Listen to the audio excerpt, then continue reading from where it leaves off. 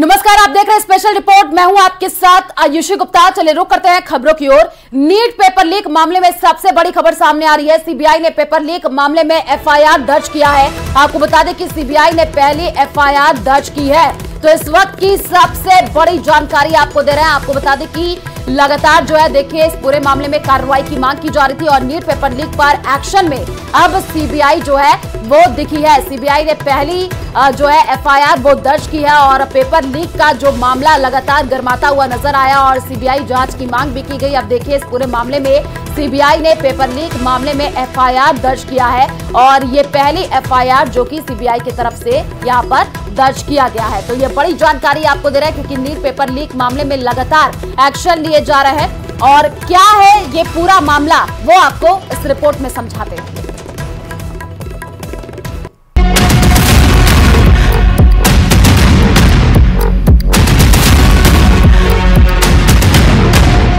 NEET paper leak मामले में CBI की एंट्री।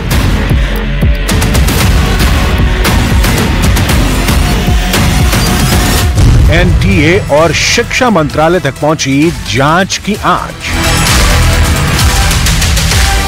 बिहार, झारखंड, गुजरात के बाद अब महाराष्ट्र में जांच।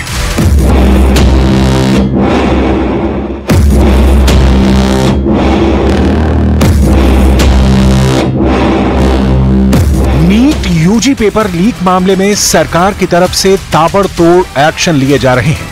केंद्र सरकार ने न सिर्फ नेशनल टेस्टिंग एजेंसी एनटीए के डायरेक्टर जनरल सुबोध सिंह को पद से हटाया, बल्कि शिक्षा मंत्रालय ने नीट यूजी में हुई गड़बड़ियों की जांच सीबीआई को सौंप दी, जिसके बाद अब सीबीआई जल्दी ही इस मामले में अपनी जांच शुरू कर सकती है।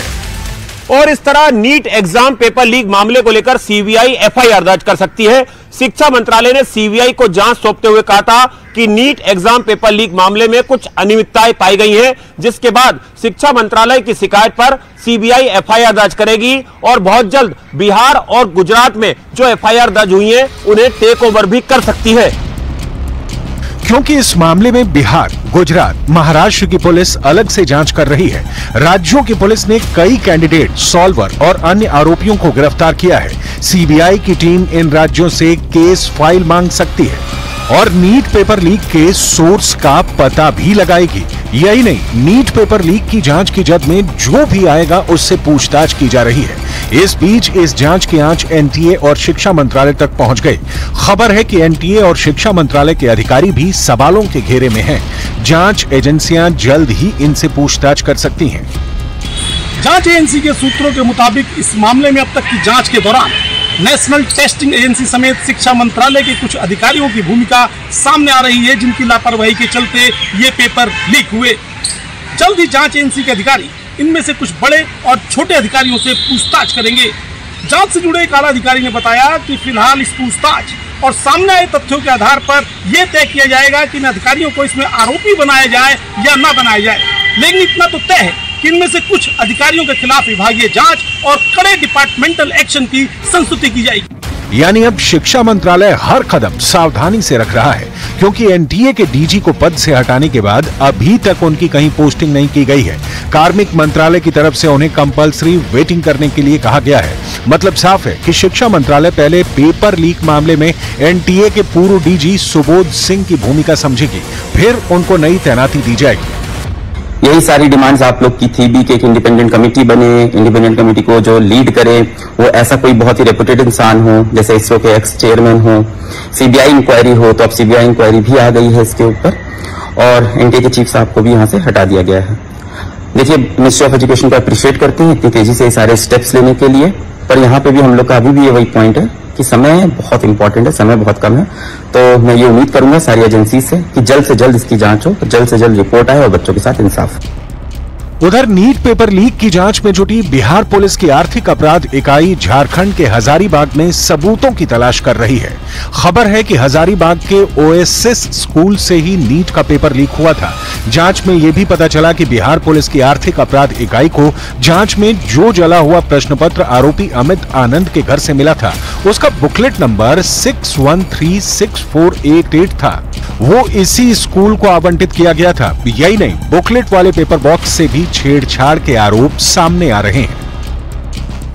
नीट परीक्षा पत्र लीक मामला जो है वो काफी तूल पकड़ता नजर आ रहा है और इसका तार अब हजारीबाग से भी जुड़ गया है। अगर हम पिछले दिनों की बात कर ले तो देखिए हजारीबाग का यह लोहसिंगना थाना क्षेत्र का ओएसिस स्कूल है, जहां सूत्र बताते हैं कि पिछले दिन जो है पटना से ईओयू की टीम जो है वो यहां पर पहुंची थी और विद्यालय के जो तमाम शिक्षक हैं, इसके अलावा परीक्षा में जो शामिल है जो कर्मचारी थे उनसे पूछताछ की गई है। इसके साथ ही जो है हजारीबाग में अन्य परीक्षा केंद्र बनाए गए थे, वहां पर भी ईओयू की टीम के द्वारा जो है पूछताछ की गई है। अगर क्वेश्चन पेपर लीक की बात की जाए, जो भी साक्ष्य उन्हें जो है वो सबूत प्राप्त हुए हैं, खासकर उनकी जो है वो जांच की बात कही जा रही है। अगर हम सूत्र की माने तो जिस तरीके से लगातार झारखंड और बिहार में इसकी जो जांच चल रही है, इससे कई जो है वो सबूत सामने आ सकते हैं। लेकिन हम बात हजारीबाग की कर रहे हैं तो जिस तरीके से यह मामला प्रकाश में आया है, हजारीबाग का भी जो है वो नाम जुड़ता नजर आ रहा है।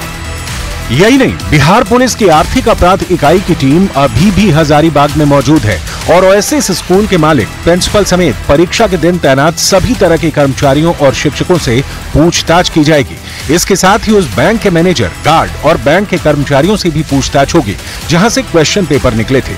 ईओयू की टीम बैंक के डीवीआर को भी अपने कब्जे में लेगी। गिरफ्तार किए गए लोग अगर आर्थिक अपराध इकाई को सही जानकारी नहीं देंगे तो आर्थिक अपराध इकाई की टीम ब्रेन मैपिंग टेस्ट भी करा सकती है। इसके साथ ही जिस प्रोफेसर के मोबाइल से क्वेश्चन पेपर मास्टरमाइंड संजीव मुखिया के मोबाइल पर भेजा गया था, उस प्रोफेसर की तलाश भी तेज कर दी गई है। वहीं संजीव मुखिया की गिरफ्तारी के लिए भी आर्थिक अपराध की टीम कई जगहों पर छापेमारी कर रही है। यही नहीं, सूत्रों के मुताबिक खबर यह भी है कि नीट पेपर लीक मामले में ईओयू की टीम ने आरोपियों से 16 चेक, 6 पासबुक, 5 एटीएम कार्ड और ट्रांजैक्शन स्लिप बरामद किए हैं। बरामद पासबुक, एटीएम और चेकबुक से 10 करोड़ रुपए से अधिक के लेन देन के साक्ष्य भी मिल चुके हैं। इसके साथ ही ईओयू को जांच के दौरान 3 दर्जन से ज्यादा एडमिट कार्ड, आधार कार्ड, पैन कार्ड मिले हैं। आरोपियों से मिले सभी एडमिट कार्ड, आधार कार्ड और पैन कार्ड की ईओयू की टीम अब जांच करेगी। सभी एडमिट कार्ड की डिटेल्स खंगाले जाएंगे। जरूरत पड़ने पर उन अभ्यर्थियों से भी पूछताछ होगी, उनके अभिभावकों से भी पूछताछ हो सकती है। नीट को लेकर अब 4 एजेंसियां जांच कर रही हैं। सीबीआई को जांच सौंपी गई है। बिहार ईओयू पेपर लीक मामले की जांच कर रही है। उधर महाराष्ट्र में महाराष्ट्र एटीएस भी लातूर और नांदेड़ में जांच कर रही है। वहीं गुजरात में भी नीट पेपर में नकल कराने वाले गैंग की जांच हो रही है। इस बीच नीट पेपर लीक मामले में बिहार में अब तक कुल 24 लोगों की गिरफ्तारी की जा चुकी है और जांच की प्रक्रिया तेज हो गई है।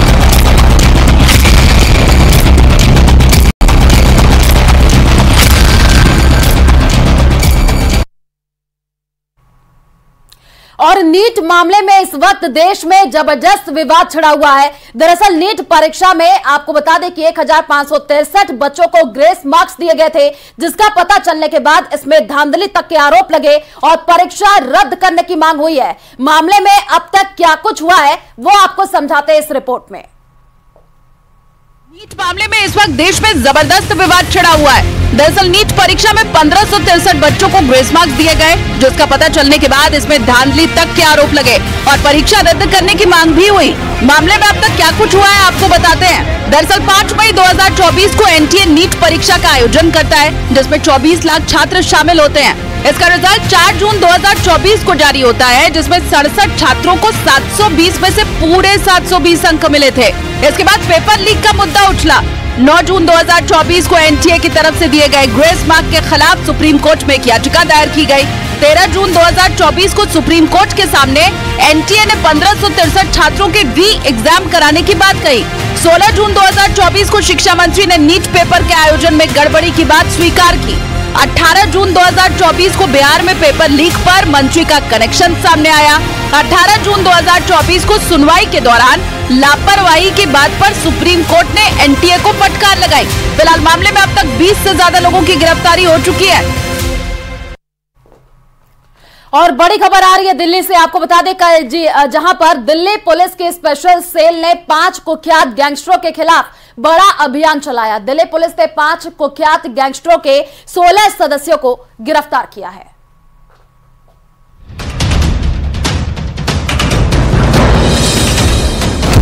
गैंगस्टरों के खिलाफ दिल्ली पुलिस का बड़ा एक्शन।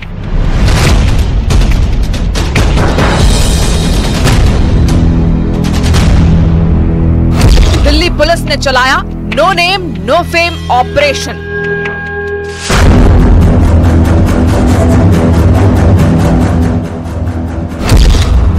स्पेशल ऑपरेशन के बाद 16 गैंगस्टर गिरफ्तार।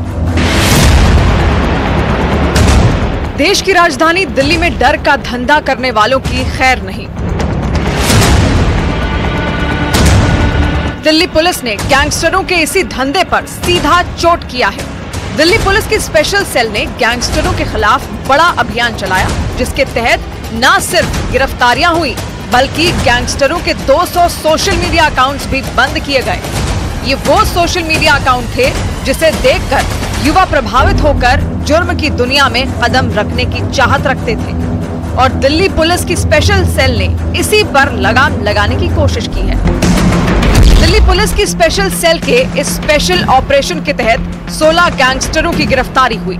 गिरफ्तार हुए 16 में 5 ऐसे अपराधी हैं जो बिल्कुल नए हैं। इनके खिलाफ कहीं भी मामला दर्ज नहीं है। दिल्ली पुलिस की स्पेशल सेल के मुताबिक इन 5 अपराधियों ने गैंगस्टरों के सोशल मीडिया अकाउंट देखकर जुर्म की दुनिया में कदम रखा था। दिल्ली पुलिस स्पेशल सेल ने गैंगस्टरों के करीब 200 सोशल मीडिया अकाउंट बंद किए। दिनों में 5 ऑपरेशन चले हैं।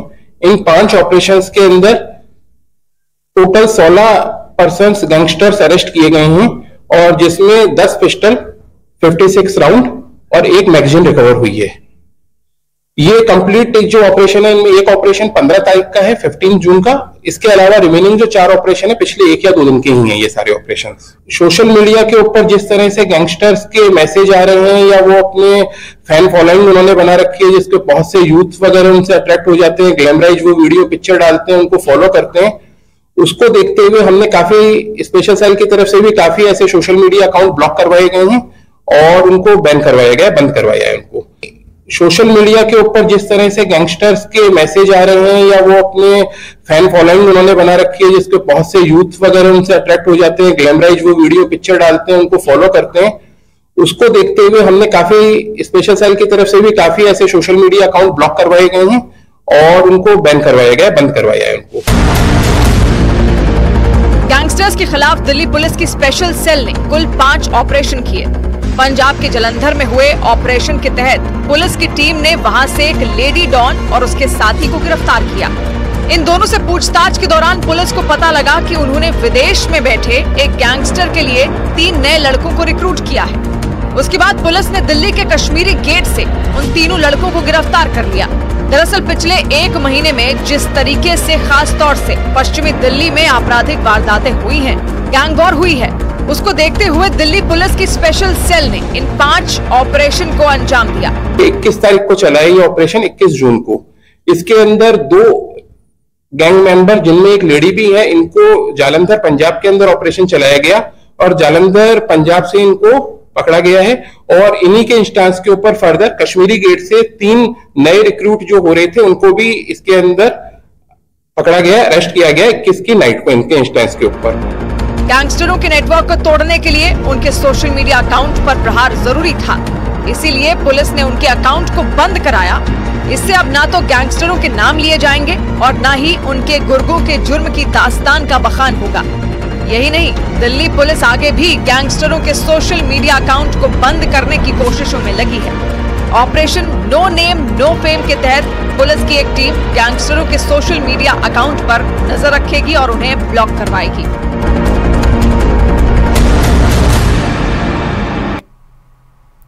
और लखनऊ में एक शख्स को रील बनाना उसकी जिंदगी पर भारी पड़ गया। वो ट्रैक्टर से स्टंट कर रहा था, लेकिन ट्रैक्टर में दबने से उसकी दर्दनाक मौत हो गई।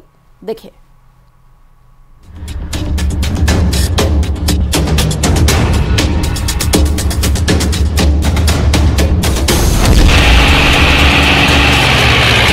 स्टंट बन गया जानलेवा।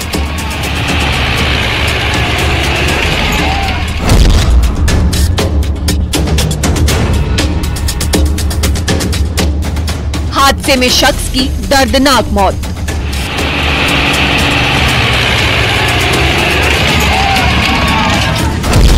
आपको ये तस्वीर तो याद ही होगी। अभी कुछ दिन पहले महाराष्ट्र के संभाजी नगर में एक लड़की कार से रील बना रही थी, लेकिन रिवर्स गियर में चल रही कार में ब्रेक की जगह एक्सीलेटर दब गया और वो लड़की 300 फीट गहरी खाई में गिर गई। हादसे में 23 साल की श्वेता की दर्दनाक मौत हो गई थी।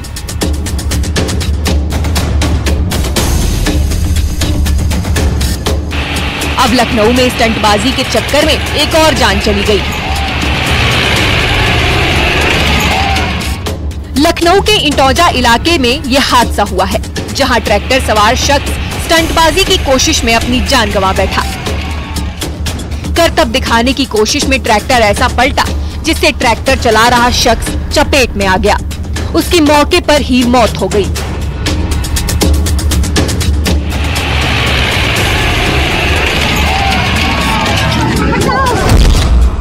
एक खेत में 2 ट्रैक्टर उल्टी दिशा में खड़े हैं। लाल रंग के ट्रैक्टर में नीरज बैठा हुआ था, तो वहीं नीले रंग के ट्रैक्टर में जोगेंद्र। बताया जा रहा है कि दोनों में स्टंट को लेकर पैसों की शर्त लगी थी। मौके पर लोगों की भारी भीड़ जमा हो गई। शाहपुर मैदान में दोनों ट्रैक्टर एक दूसरे के उल्टी दिशा में खड़े किए गए। दोनों ट्रैक्टरों को आपस में चेन से बांधा गया। कहा जा रहा है कि जोगेंद्र के स्पीड बढ़ाते ही नीरज का ट्रैक्टर उठ गया। नीरज ने ट्रैक्टर से संतुलन खो दिया, जिसके बाद ट्रैक्टर पलटा और नीरज की दर्दनाक मौत हो गई। लोग अपने मनोरंजन के लिए आए थे। सभी अपने फोन से वीडियो बनाने में मशगूल थे, लेकिन हादसा होने के बाद मौके पर चीख पुकार मच गई। सब दौड़े दौड़े ट्रैक्टर के पास पहुंचे। बाद में ट्रैक्टर के नीचे दबे नीरज को बाहर निकाला गया। उसने मौके पर ही दम तोड़ दिया। हादसे के बाद नीरज के घर में कोहराम मच गया। मृतक नीरज सीतापुर के अटरिया थाना क्षेत्र के हिम्मत नगर का रहने वाला था। उसके घर वालों के मुताबिक उसे रील बनाने का काफी शौक था। वो हमेशा अलग अलग स्टंट करके रील बनाया करता था। शनिवार को उसने घर वालों को बताया था कि वो लखनऊ के इंटौजा इलाके में किसी काम से जा रहा है, लेकिन घर से जाने के बाद वो वापस नहीं आया। उसकी मौत उसके घर वालों को बड़ा सदमा दे गई। बाद में परिवार ने बिना पुलिस वालों को सूचना दिए शव का अंतिम संस्कार कर दिया।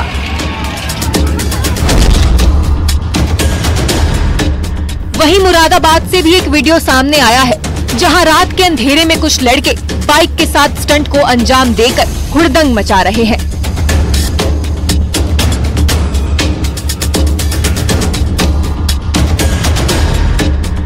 बाइक के स्टैंड को सड़क से रगड़ रहे हैं, जिसमें से चिंगारी निकलती है। बाइक की संख्या 3 से 4 है। किसी बाइक पे 2 लड़के हैं तो किसी पे 3। किसी ने भी हेलमेट नहीं पहना है, जो बेहद ही जानलेवा है। थाना पागबड़ा क्षेत्र का ये मामला बताया जा रहा है। पुलिस जांच में जुटी है।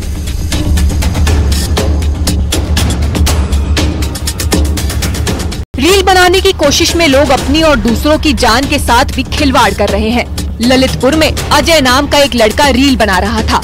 उसने प्लास्टिक की बोतल में पेट्रोल भरा, तभी उसने माचिस से बोतल में आग लगा दी और बोतल को लात मारी। इससे वहीं पर खड़ा एक बच्चा उसकी चपेट में आ गया, जिससे वो बुरी तरह झुलस गया। बाद में उसे अस्पताल में भर्ती कराया गया।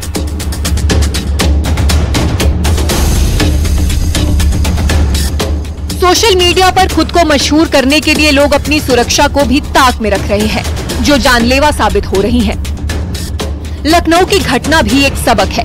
खतरनाक स्टंट करना कोई समझदारी का काम नहीं है। लखनऊ से संदीप मिश्रा के साथ ब्यूरो रिपोर्ट, न्यूज़ 18।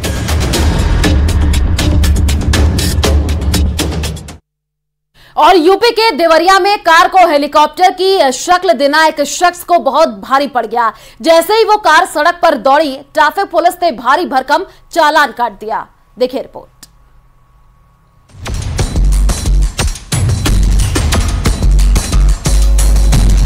देवरिया के सुभाष चौक में अचानक सड़क पर कार की शक्ल में हेलीकॉप्टर दौड़ने लगा तो लोग हैरान रह गए। सबके मन में यही सवाल था कि आखिर ये किस तरह का हेलीकॉप्टर है। ड्राइवर ने सुभाष चौक पर गाड़ी खड़ी कर दी, जिसके बाद लोग दौड़े दौड़े उस कार के पास पहुंचे। लोग अचंभित थे। कुछ लोग तो गाड़ी के साथ सेल्फी भी लेने लगे। इसकी वजह से सड़क पर जाम भी लग गया। दूसरे राहगीर भी परेशान होने लगे। जाम की सूचना मिलने के बाद ट्रैफिक पुलिस की नजर भी उस पर पड़ी।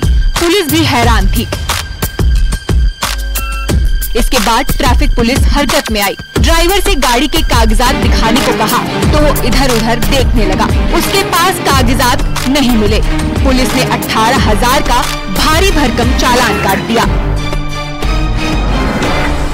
संदेश हम देना चाहते हैं देवरिया यातायात पुलिस की तरफ से, हमारे उच्च अधिकारियों की तरफ से ये संदेश है कि आप गाड़ी को मॉडिफाइड करा के हेलीकॉप्टर हवाई जहाज न बनवाएं।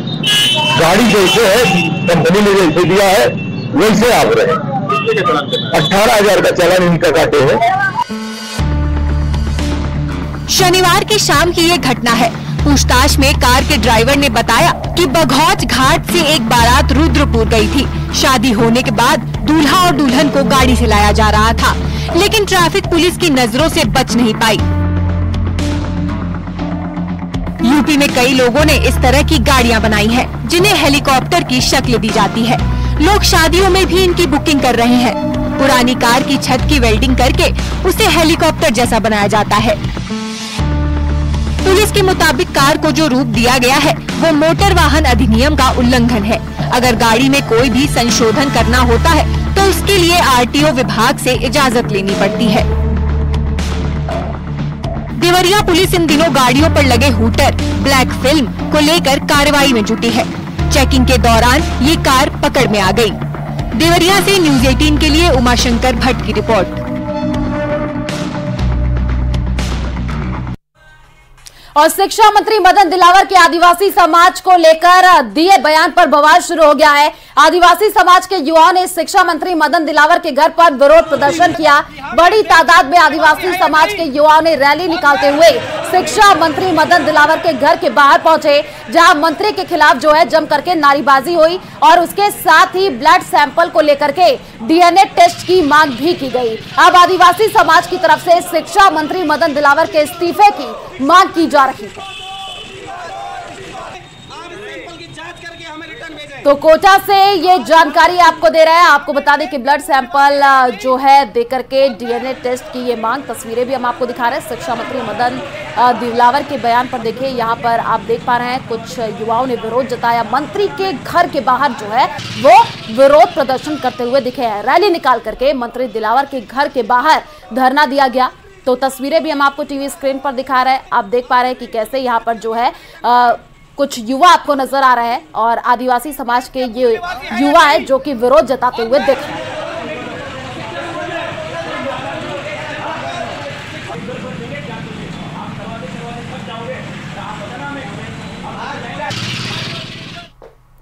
और चले रुक करते अगली खबर की ओर। श्री डूंगरगढ़ में दलित समाज का कार्यकर्ता राजेंद्र पानी की टंकी पर चढ़ गया। उसके साथ एक युवक सुखराम भी पानी की टंकी पर चढ़ा है और जहर खाकर आत्महत्या की धमकी देने लगा। राजेंद्र ने कई मामलों में पुलिस प्रताड़ना का आरोप भी लगाया है। जानकारी के बाद आपको बता दें कि पुलिस मौके पर पहुंची है और समझाइश का प्रयास भी किया गया है। तो पानी की टंकी पर आप देख पा रहे हैं कि कैसे यहाँ पर चढ़ करके प्रदर्शन किया जा रहा है। एक युवक जिसका नाम सुखराम बताया जा रहा है वो पानी की टंकी पर ही चढ़ गया है। श्री डूंगरगढ़ से ये बड़ी जानकारी आपको दे रहे हैं। दलित समाज कार्यकर्ता राजेंद्र पानी की टंकी पर चढ़ा हुआ है और जहर खा करके आत्महत्या की ये धमकी दे रहा है। तो तस्वीर भी हम आपको दिखा रहे हैं। आपको बता दें कि कई मामलों में पुलिस द्वारा प्रताड़ना का आरोप भी लगाया गया। इसकी तरफ से घटना की जानकारी जैसे ही मिली तो पुलिस जो है मौके के लिए रवाना हो गई है। वाल्मीकि बस्ती स्थित जो है ये वहीं की घटना है। तस्वीर आप देखिए, हम आपको दिखा रहे हैं। यही वो युवक है जो कि पानी की टंकी पर चढ़ गया है और यहाँ पर वो प्रदर्शन करता हुआ दिख रहा है। दलित समाज का ये कार्यकर्ता जिसका नाम राजेंद्र है, पानी की टंकी पर चढ़ गया है, जहर खाकर आत्महत्या की ये धमकी दे रहा है।